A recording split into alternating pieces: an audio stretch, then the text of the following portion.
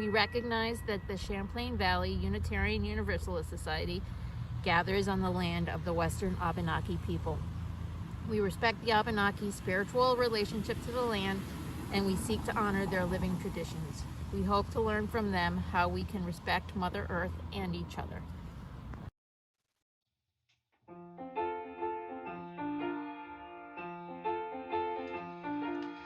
Why are there so many songs about rainbows, and what's on the other side? Rainbows are visions, but only illusions, and rainbows have nothing to hide. So we've been told, and some choose to believe it. I know they're wrong, wait and see. Someday we'll find it, the rainbow connection, the lovers, the dreamers, and me.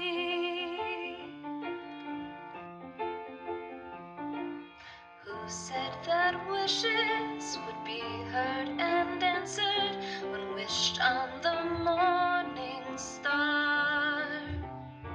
Someone thought of that, and someone believed it, and look what it's done so far. What's so amazing that keeps us stargazing, and what do we think we might see? Someday we'll find it, the rainbow connection, the lovers, the dreamers, and me. All of us under its spell, we know that it's probably magic. Have you been sleeping, and have you heard voices? I've heard them calling my name. Is this the sweet sound that calls the young sailors?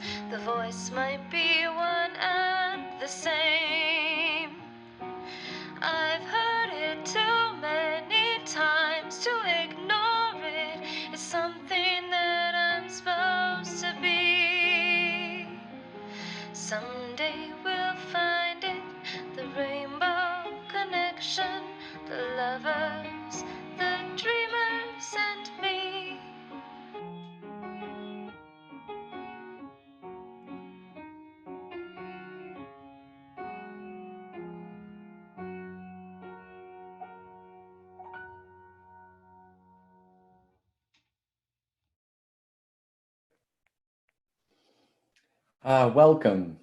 Welcome to Champlain Valley Unitarian Universalist Society. CVUUS is a progressive community of faith and filled with social action and colorful characters and meaningful engagement. I'm Reverend Liam Batches Greenwood, one of the worship associates for today. Our own pastor, Reverend Barnaby Feeder, has the Sunday off, although I think he's joining us. If you're a familiar face or a curious visitor, wherever you are on life's journey, you are welcome here. Let me share a couple of pathways to connection with this congregation. If you're joining us by Zoom, then please stay afterwards for our social time.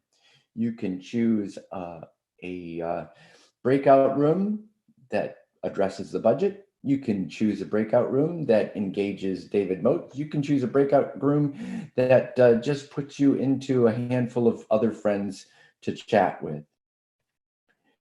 If you're wondering how to turn some bitter squabble or disagreement into a sweet slice of peace, then join us for our Rhubarb Festival. I understand that one of the definitions of rhubarb is a bitter squabble. And we at Champlain Valley are amazing peacemakers. We take a bitter squabble and we work with it, add some sweetness, bake it up, and serve it to you with a lot of smiles and well wishes. our Rhubarb Festival is still going to be a drive-up affair this Saturday, June 5th, starting at 10 a.m. And until 12 o'clock or as long as the pies last. Check out our website at cvuus.org for other ways of connecting or for details that flew by. On this Memorial Day weekend, our nation pauses to remember other bitter squabbles, wars, quarrels, and battles for freedom and justice. Every morning in my home from Virgins, I walked through a neighborhood cemetery and I noticed which stones are from the Civil War. And today we're going to remember another Civil War. We remember those who served our country by battling for LGBTQ rights, especially the right to marry. We have with us David Moats as our featured speaker, who wrote a book called The Civil Wars, A Battle for Gay Marriage. David was awarded a Pulitzer Prize for his efforts and for his coverage of Vermont's work toward civil unions over 20 years ago. At the time, he was writing for the Rutland Herald. David has also written 8 plays, and he also led an independent newspaper called The Voice that was here in Middlebury. And I'm so happy that he is sharing his voice with us today, along with Jordan Young, who will be reflecting on the rights of people who identify as queer in the workplace, and Ash Mason, who will be representing the GSA, Gender, Sexuality, and Alliance group of Mums Middle School.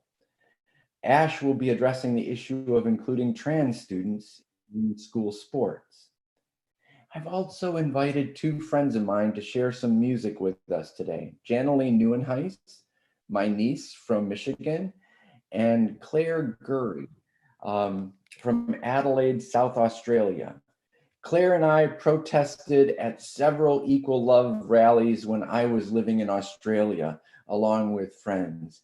And Janalee protested within my extended family to work for greater acceptance for me and for her brother and sister. These allies have joined me in legal, emotional, and familial battles as we try to find the freedom to be ourselves. The idea for this service came from 2 sources. The first, Mike and I were married at CVUUS over a year ago, and 2 friends from Michigan attended our celebration. And they said they were glad to attend because they wanted to celebrate their 20th anniversary a bit early. And then they told me about Vermont's civil union laws and that they had journeyed here 20 years ago. And they reminded me that my freedoms, my wedding, was made possible by the vulnerable work and the legal battles of many people years before. Well, those 2 friends, Bubba and Denny, also faced a battle with COVID this past year, and Denny did not survive that battle. So in some ways, this is a memorial service that I know is not traditional. It's focusing on people who are maybe at the margins of society. But that gets me to the second reason for the service. The theme for this month is centering on the margins, which is to look at life through the eyes of those who are not at the center of places of power and privilege, and to see the world through that perspective. With that, our call to worship is a poem about centering on the margins. This is also going to be our chalice lighting as we see chalices from so many different places. The very last slide, I will ask you to join me in reading it. I'm going to try to share my screen, see if it works. Burning the map of a flat earth. The chalice burns at the center as if it burns, and if it burns with justice, then it also burns out the center to remove the structures of privilege. Many stand back, uncomfortable and aware of the heat. The chalice burns at the center and sends light out in all directions, lighting the faces of those gathered at what some call the margins, as if the world was a flat piece of paper. No, there are no margins unless you are of the Flat Earth Society and claiming a privileged center that simply does not exist on the exterior of a globe spinning through space. May this globe spin toward equity and justice for all the beautiful faces empowered and free. May Indigenous faces replace Columbus Day with Invasion Day and sink the imperial powers that still sail over our economic seas. May Black people replace Independence Day with Emancipation Day and Black Lives Matter, expecting law officers to protect and serve the dream that matters. May women replace all men are created equal with equal pay and equal power for women and respect for all expressions of gender. May people living and working with disabilities push the cars of careless ableism out of their spaces and call for equal access and representation. May nations judged as developing or impoverished look upon the concentrations of wealth and cry foul, naming and shaming the pollution of rampant consumption. May LGBTQ voices dismantle traditional binary boxes to build gender fluid bathrooms, inclusive sport teams, and boxes for wedding cakes iced with rainbow dreams. May older adults who have structured boardrooms with institutional boards nailed down by habit be pulled outside.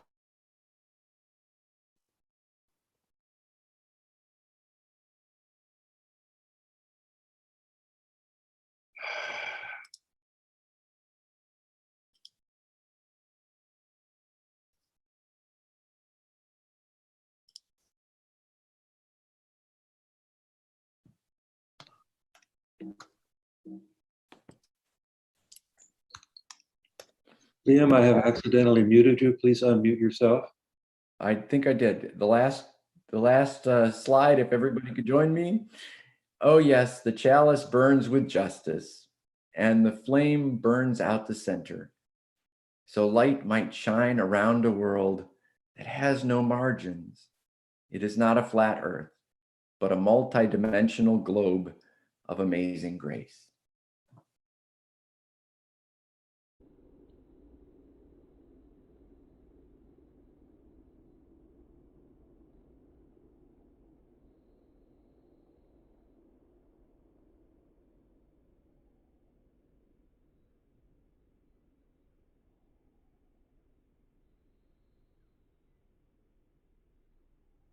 We have cleared off the table, the leftovers saved, washed the dishes and put them away. I have told you a story and tucked you in tight at the end of your knockabout day, as the moon sets its sails to carry you to sleep over the midnight sea. I will sing you a song no one sang to me. May it keep you in good company. You can be anybody you want to be. You can love whomever you will. You can travel any country where your heart leads, and know I will love you still. You can live by yourself. You can gather friends around. You can choose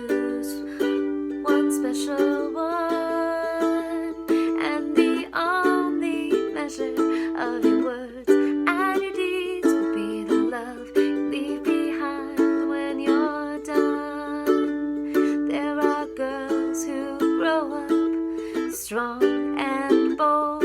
There are boys, quiet and kind.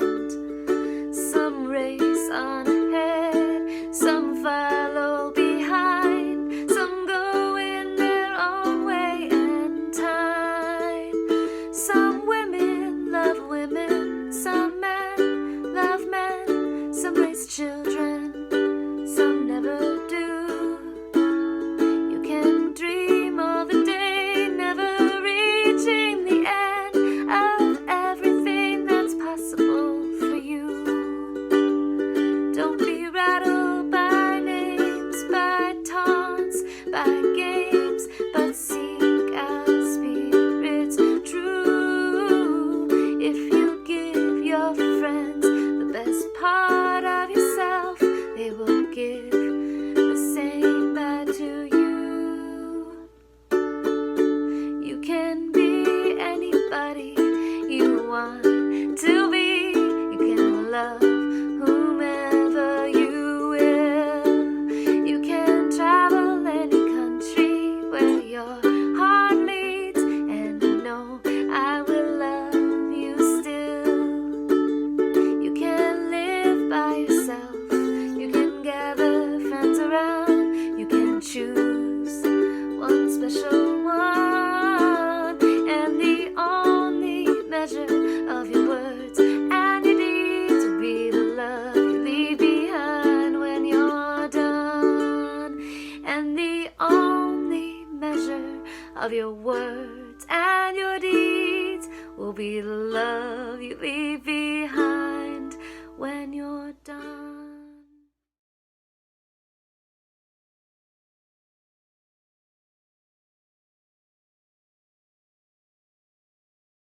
Thank you, Janalee.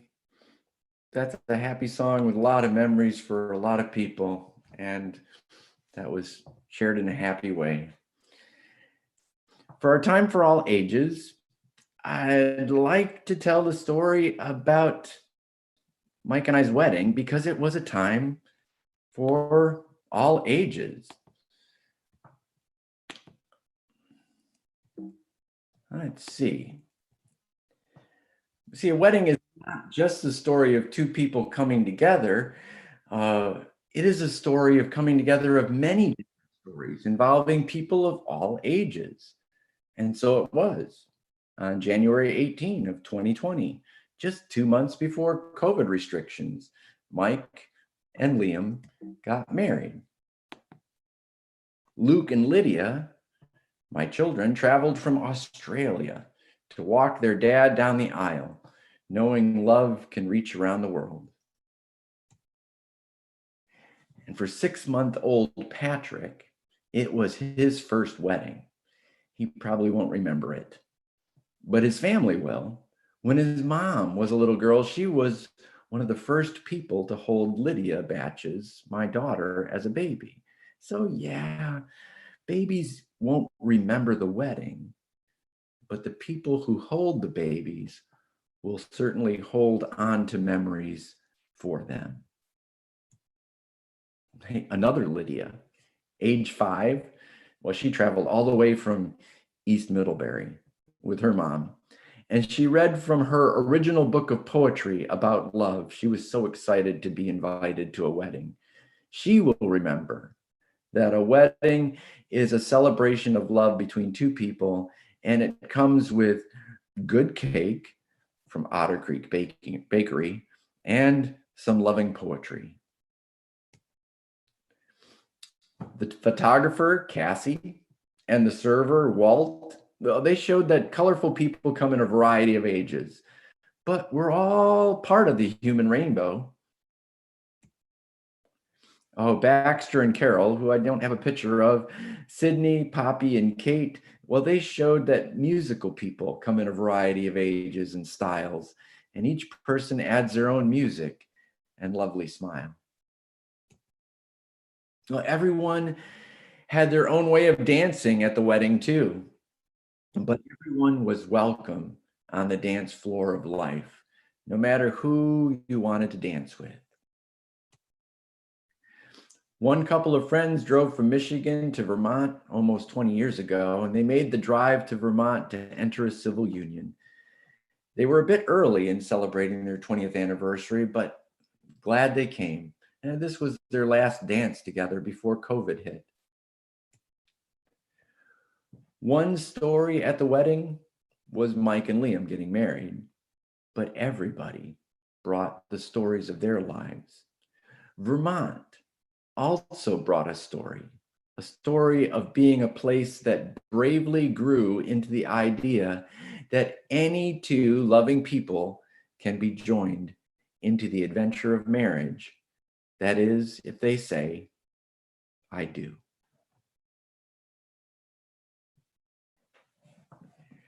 So it was a time for all ages, and it's a time that I'm hoping becomes a story for others so that they know you can marry anybody that you really love, as long as they say I do. So now it's a song by Claire Gurry, written when marriage wasn't an option, but civil union was. And so it's about, will you civil union me?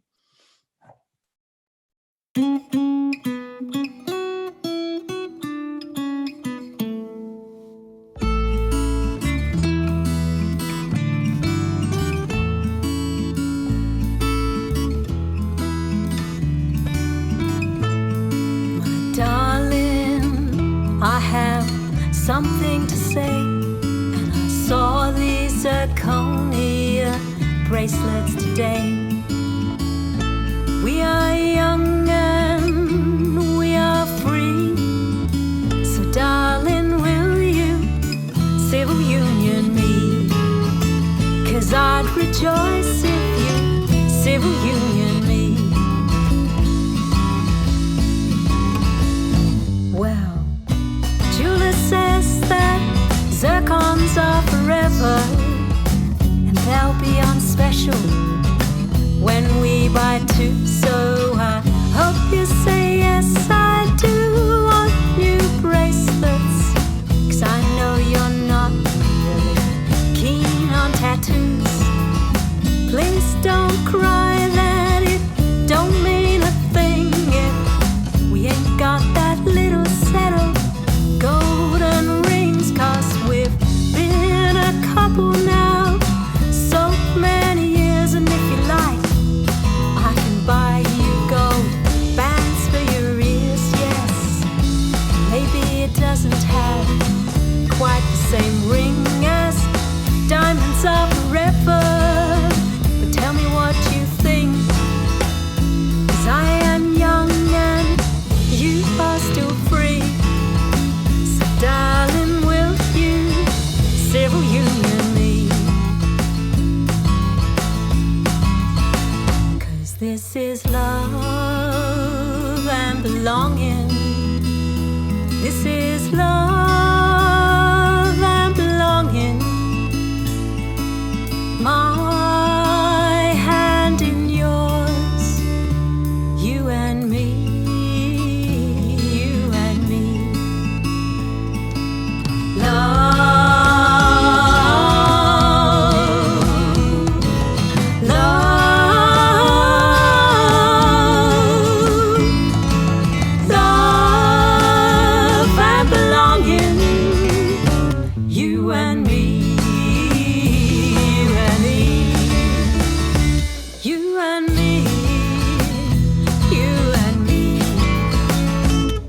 I know that we don't want to travel far, only as far as we can drive in our car. So let me take you down to the local town hall while our family and friends wait nearby in the mall.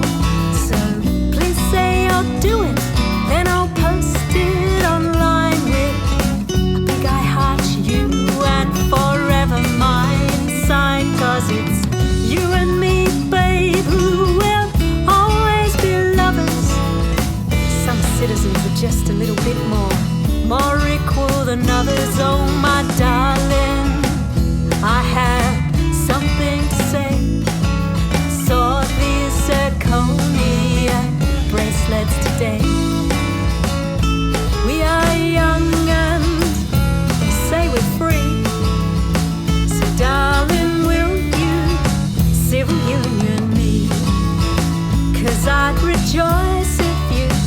civil union me. Yes, I'd be delighted to civil union you.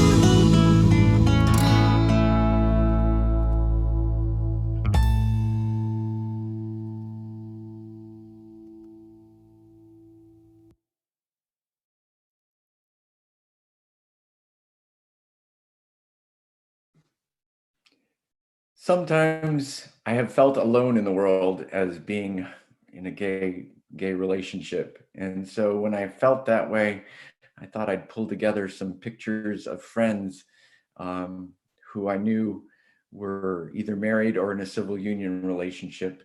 And those were all friends of mine in Australia or here and different places.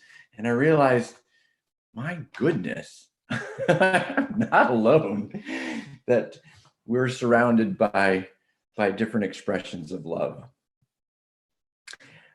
We're now at the time of the offering, which is also an expression of love. Today's our donee is the Sandy Hook Promise. And in preparation for this, Mike bought some t-shirts for the Sandy Hook Promise. Because we're both educators, we feel strongly that children should be protected from gun violence and protected from all sorts of violence. So as you consider giving of yourself, give as generously as possible as a way of making sure our children, when they go to school, are protected and loved. Thank you.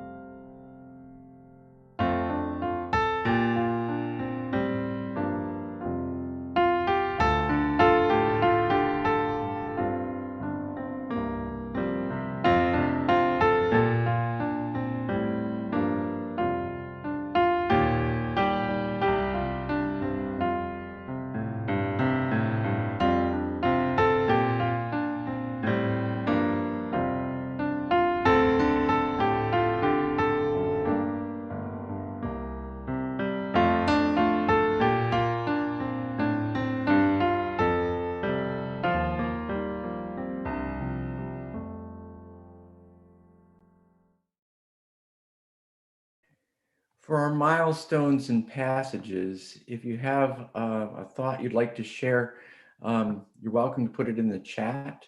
And I know I didn't give you much chance or much warning, but if you want to quickly put it in the chat, be happy to share that. While you're doing that, I would share this one that came in, that this Tuesday will be the 100th anniversary of the atrocious attack on the neighborhood of Greenwood in Tulsa, Oklahoma, as the fist of white power and privilege sought to destroy this prosperous Black community. Mike Greenwood, my husband, writes this: over 1,000 homes and businesses, 1,000 homes and businesses were looted. 35 square blocks were reduced to cinders and ashes. And what did the white Tulsa City Fathers tell the world? We are not going to rebuild. Those people should just move on. Death toll estimates begin at over 300 lives lost, and many bodies have never been recovered. Over the years, documents from those days are missing. Tulsa's newspaper articles, even the ones in the public library, have disappeared. Photographs and witnesses threatened if they spoke out, and even cemetery documents indicating where some were buried can no longer be found. There was a great effort to try to hide what was done. Let's not hide from it. Let's remember, and not forget. May 31st, June 1, 1921. And what white racist fear did to the people of Greenwood. Let's pause and remember, and then continue the battle against racial violence and inequities within our world and within our communities.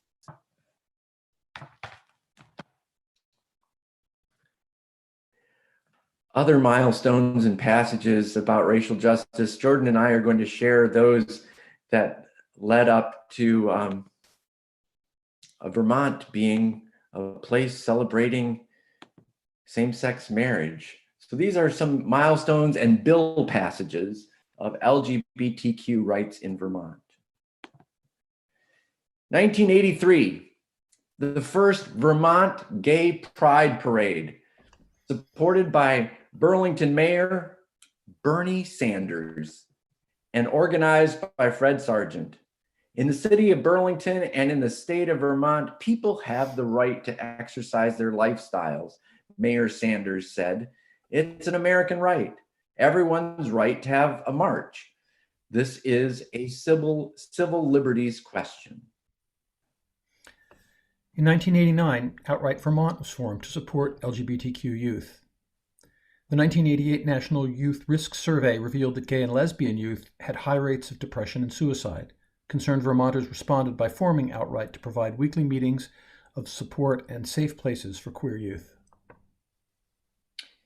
1990, Governor Madeline May Kunin signs hate crime bill sponsored by David Walk.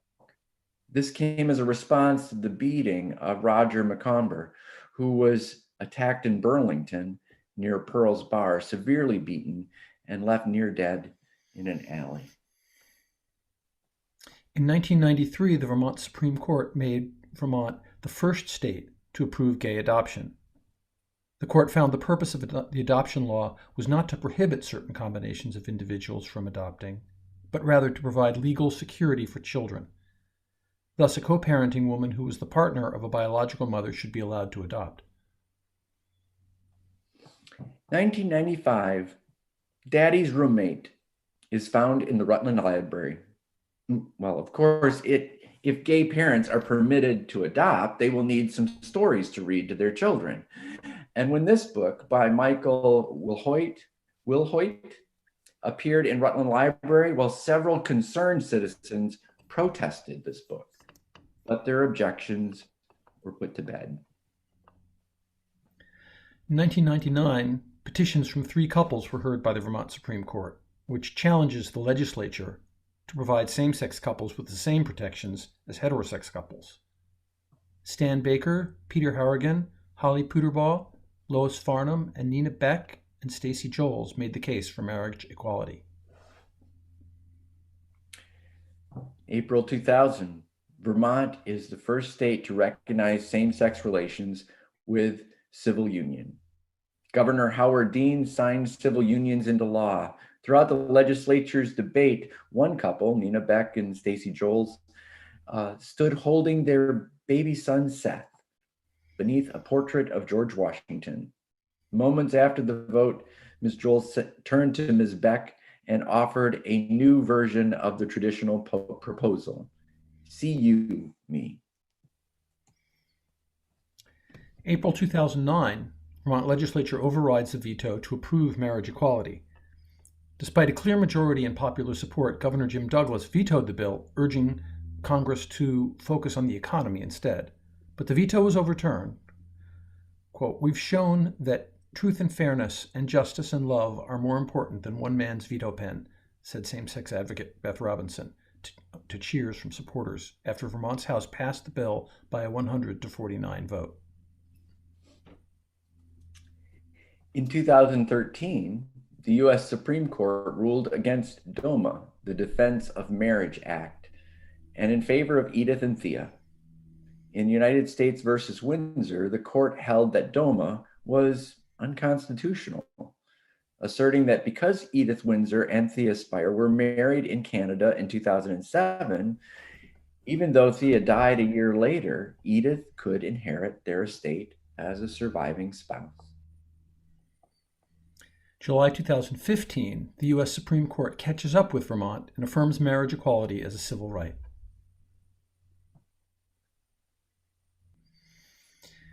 Each of these milestones marks a point on a curve, the arc of justice, as Dr. King referred to it. When Unitarian minister Theodore Parker coined that phrase, he expanded the metaphor. He pointed out that this arc is a long one and that our eyes reach but little ways. Our eyes, too, reach but little ways along this arc. Margie and I knew Edie Windsor back in the 1980s in New York. But as a cis-het couple, our eyes did not see the injustice she faced as a lesbian. We saw her only as a colleague, acquaintance, fellow volunteer, very smart, and wickedly funny. We didn't see the injustice of her situation. Every day, even in Vermont, it's easy to miss the points on that arc. The fire chief in Heinsberg, who on social media ridicules the people whom he is sworn to protect, and yet my queer friend, who drives his 4-year-old past the fire station every day to daycare, indulges his small child's enthusiasm for fire trucks without social commentary. But my friend's eyes see the injustice. These injustices exist along with the very personal and painful passages of life. Dick Nesson shares that Susan wanted to be with us but is recovering from colon cancer surgery that happened the day before yesterday. She's doing very well and her prognosis is excellent, he says.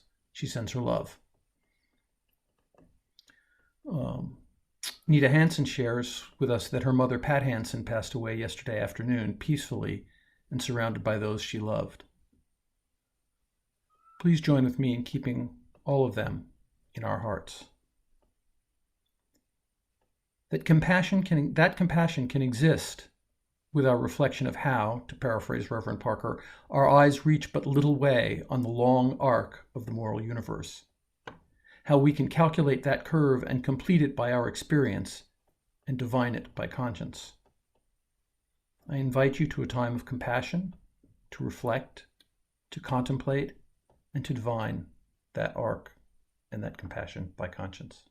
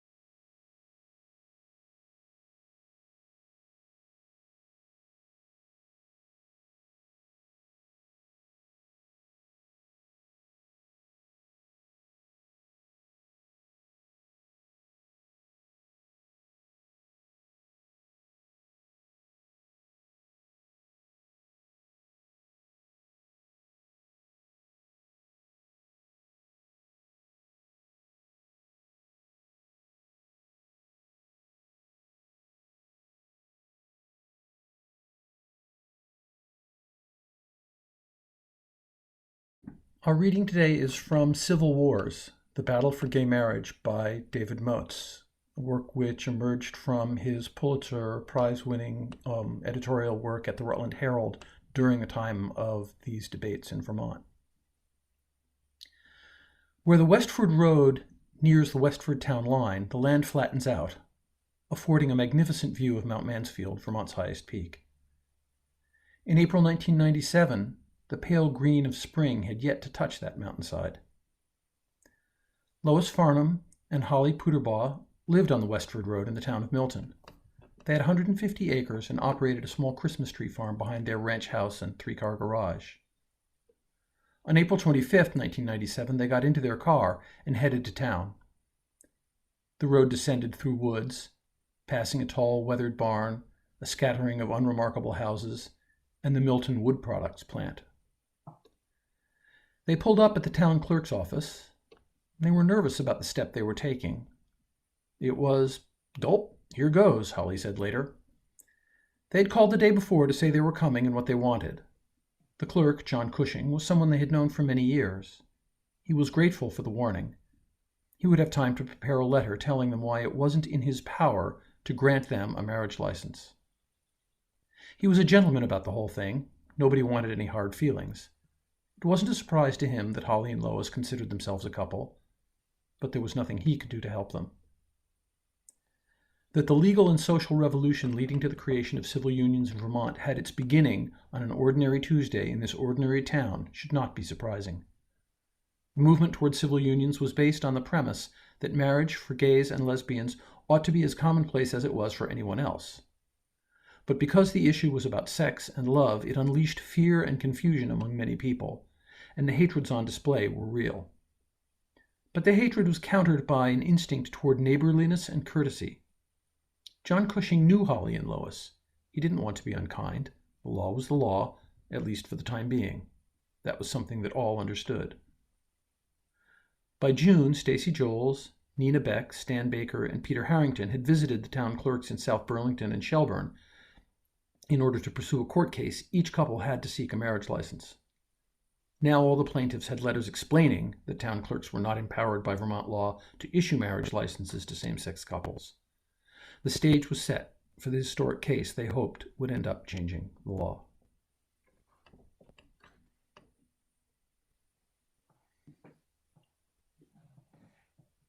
Thank you. Now it's my time to speak, and I'm grateful for that reading. That was a particularly appropriate passage because it shows two things. You spoke of the long arc of justice. Well, the arc of justice on the issue of gay rights was long indeed. It's often said that the Stonewall riots in New York City in 1969 were the beginning of the gay rights movement, but really it had been going on long before that.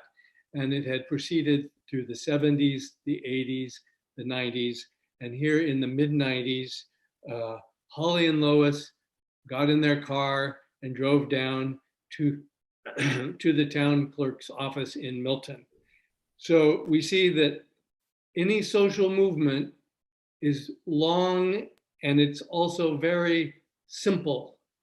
Simple in the sense that these were two ordinary people doing something quite ordinary, at least it should be. Go get a marriage license.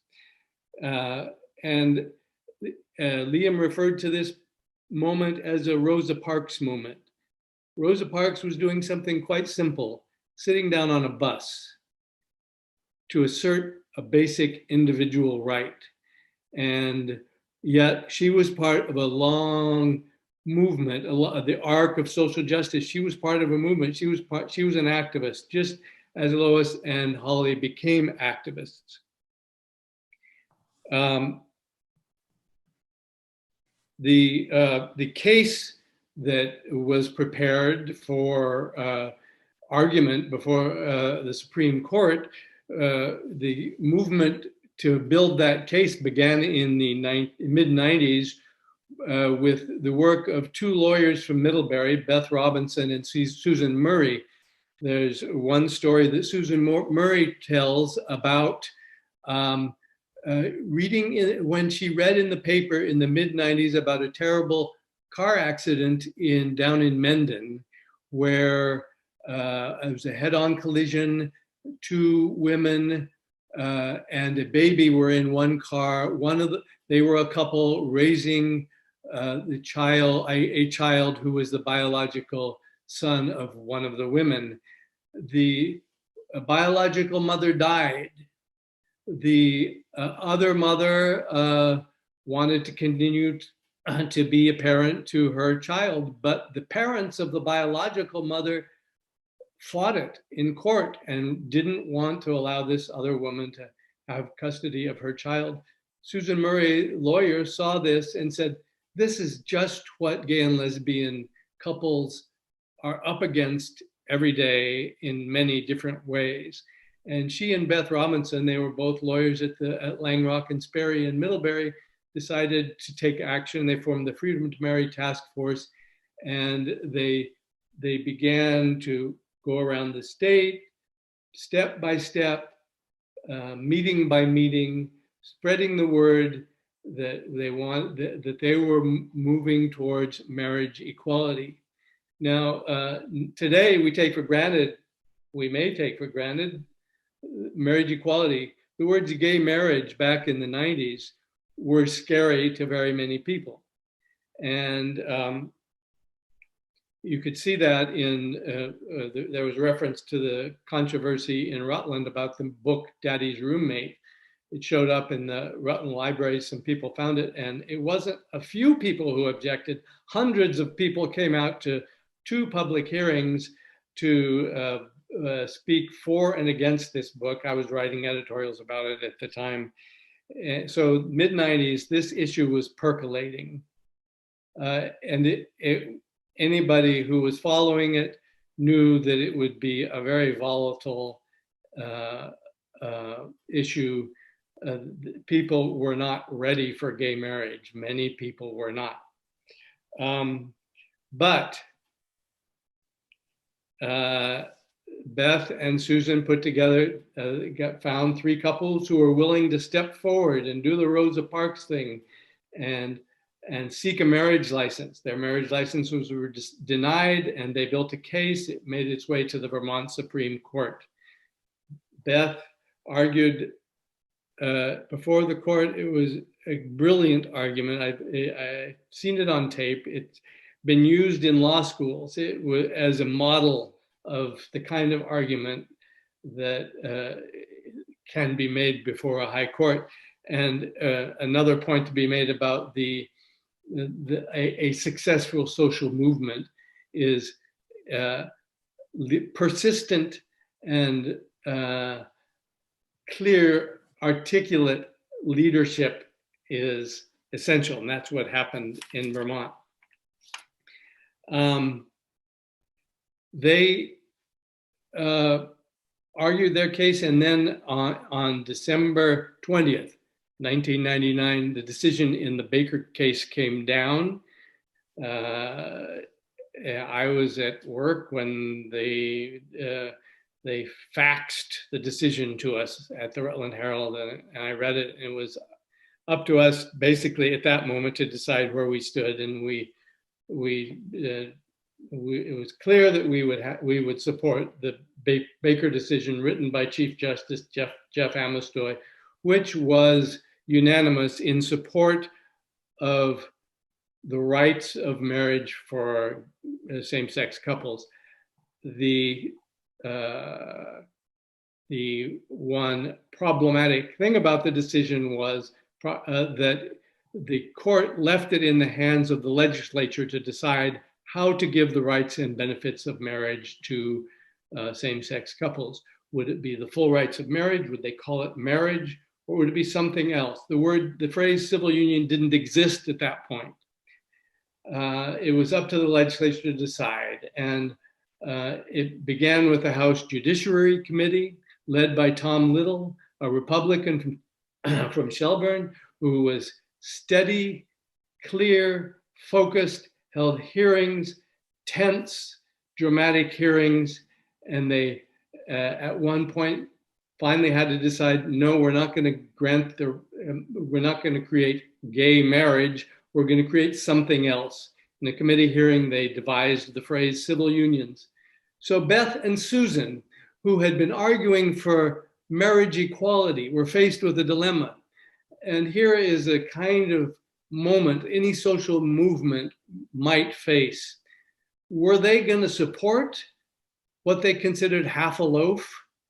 Civil union is not marriage. They wanted marriage. They considered it second-class status. Or were they going to settle for that, or were they going to hold out and say, no, we're only going to settle for full rights of marriage?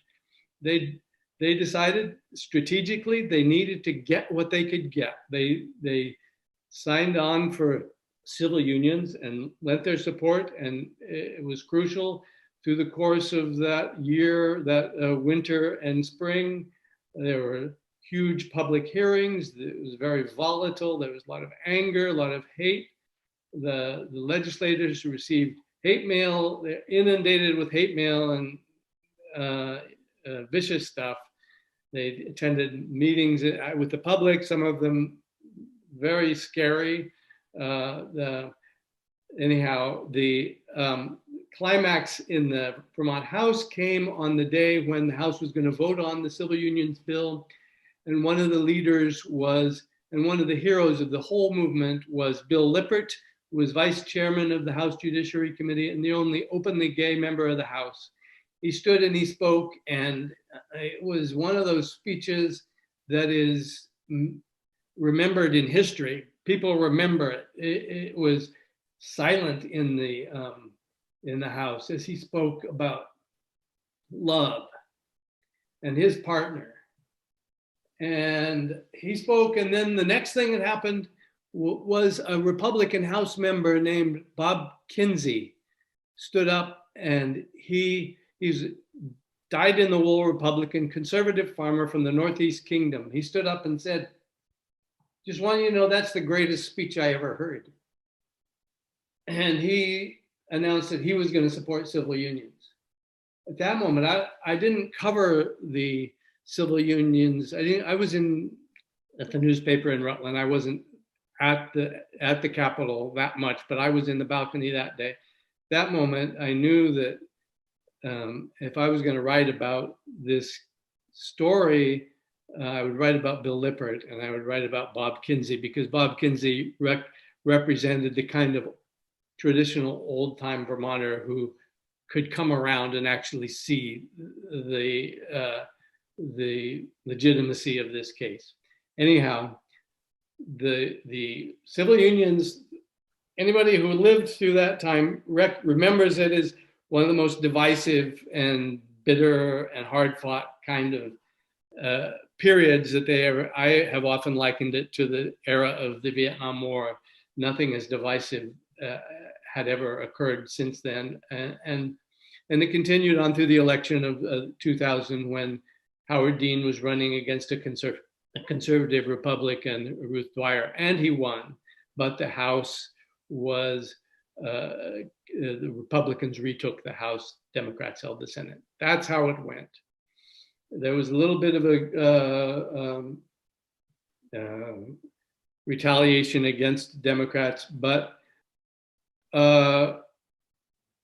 things settled down. Fast forward towards the mid-2000s, Freedom to Marry people thought we need to go for full equality. And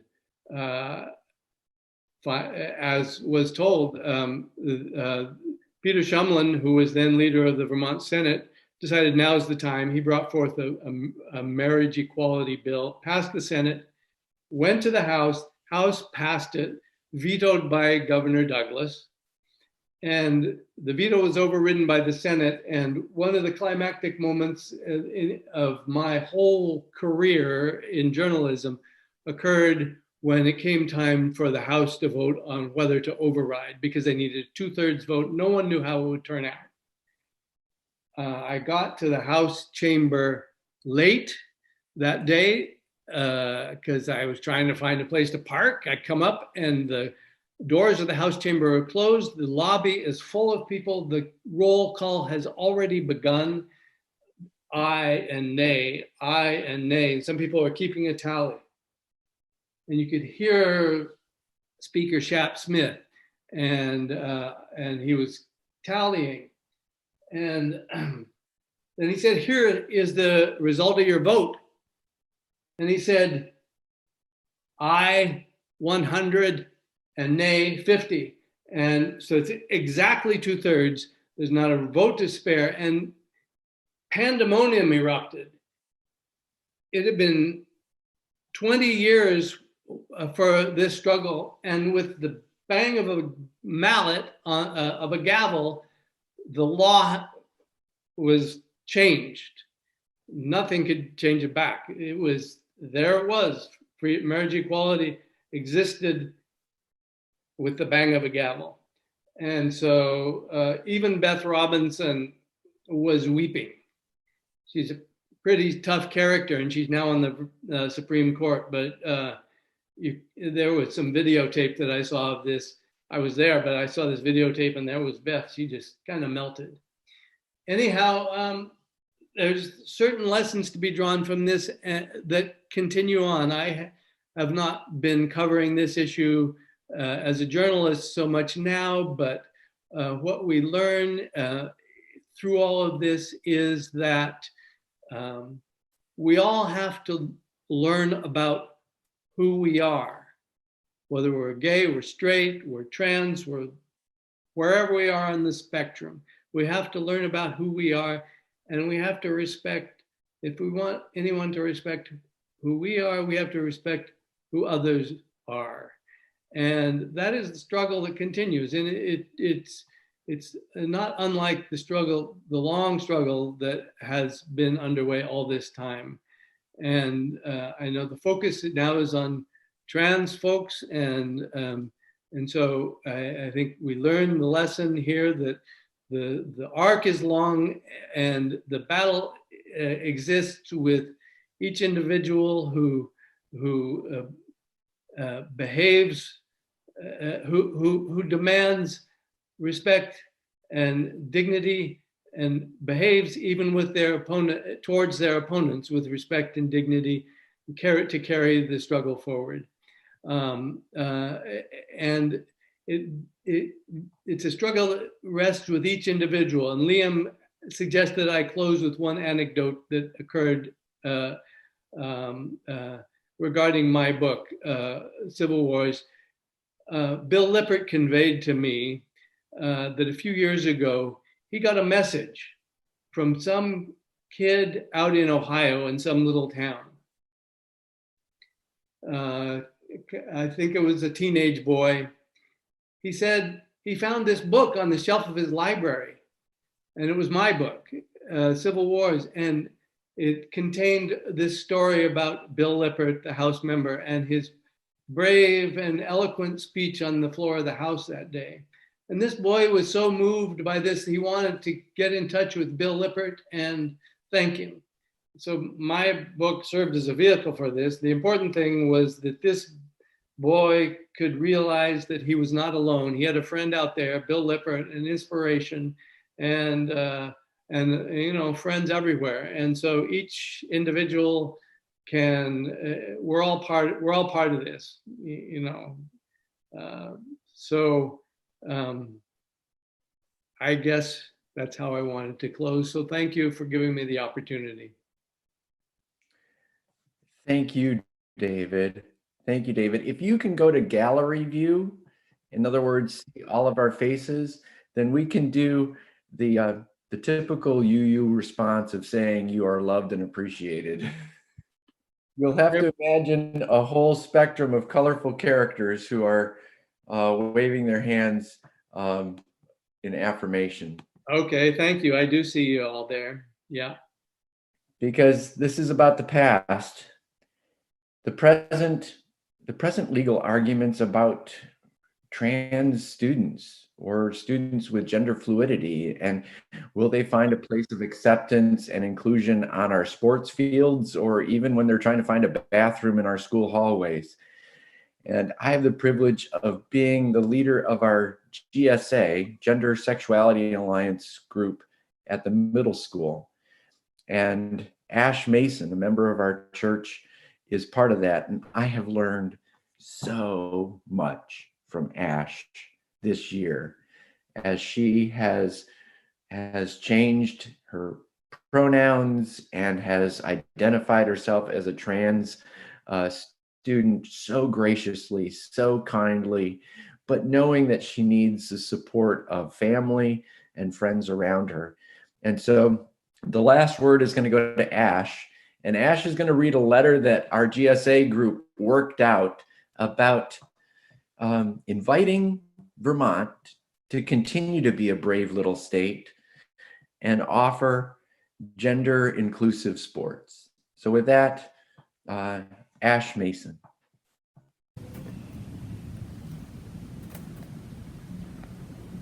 Dear leaders of education and athletics in Addison County and Vermont State, as students and teachers, we are appalled by the laws being considered by some Midwestern and Southern states against allowing trans students to participate in athletic events according to their self-identity.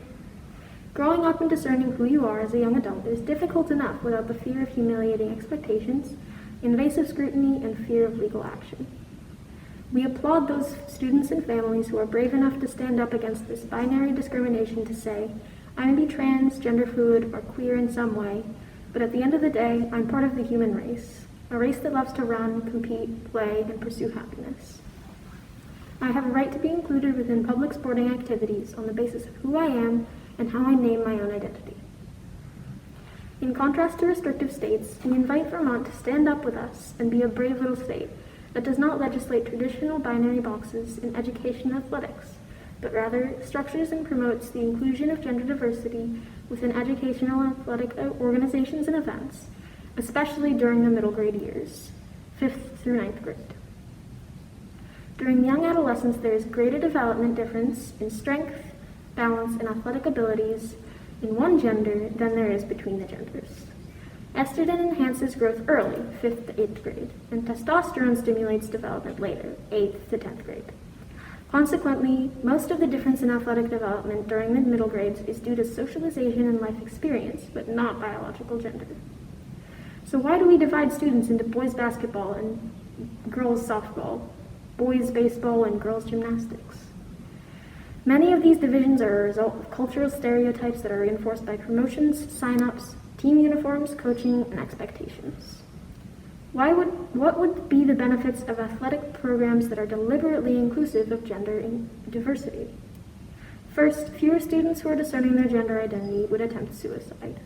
Quite simply, it's easier to accept yourself if there is real evidence in the community that you are acceptable. When a student sees a unisex bathroom sign or a sign up for a gender-diverse baseball team, then they can more easily believe that they will be safe and welcomed within the community. Second, students can focus on a game of sports and not the divisions of society. Comments like "you throw like a girl" or "walk it off like a man" will be replaced with more helpful comments like "you could do some work on your throwing and catching," or "know when to stretch it and when to rest it." In short, we can play on an inclusive field of sport rather than get stuck in divisive boxes of stereotypes. Third, students will benefit from having at least 3 years of adolescent development that refrains from pressuring them into gender binary choices. We have been challenging the socialization of gender for over 75 years, ever since Rosie the Riveter proclaimed, "We can do it."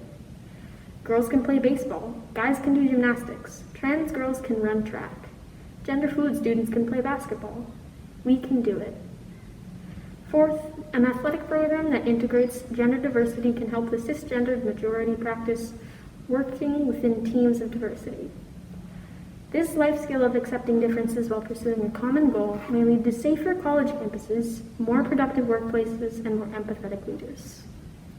The important question we are asking is this: can Vermont be a brave little state and create a safe and inviting space for all students to cooperate and compete without separating students into the traditional binary boxes of gender expectations? We look forward to answering this question positively and proactively. We look forward to athletic directors, school boards, and leaders of public education working with GSA and student leadership groups around the state in drafting policies and best practices that can be a shining example for a nation divided. Much like Vermont's shown the way in honoring the same-sex marriage laws by proclaiming, "Let love be love," now we can shine the way in including gender diversity by simply saying, "Let sport be sport." This small change in our part can support young people who are wrestling with big changes on their part as they wonder, will my school allow me to be me? We appreciate your attention to this, the GSA of Middlebury Union Middle School. I know that was quite a complicated letter, but I have some amazing students that I work with, and they're deep thinkers. And they have taught me what it means to live out your true colors. So I leave you with the last song, True Colors, and may you be true to yourself and continue to affirm those around you and delight in all the colors that are part of being human. Blessed be.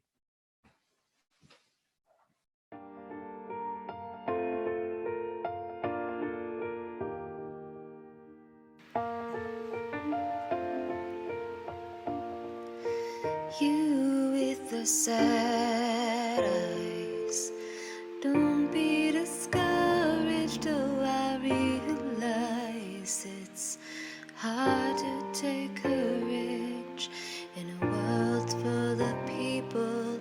You can lose sight of it all, and the darkness inside you can make you feel so small.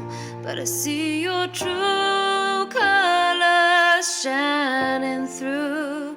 Yeah, I see your true colors, and that's why I love you. So don't be afraid to let them show your true colors. True colors are beautiful like a rainbow.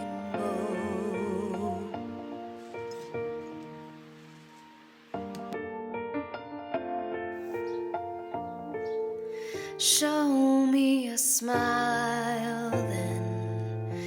Don't be unhappy. Can't remember when I last saw you laughing. If this world makes you crazy and you're taking all you can bear, you call me up, 'cause you know I'll be there, and I'll see your true colors shining through. And I see your true colors, and that's why I love you. So don't be afraid to let them show your true colors. True colors are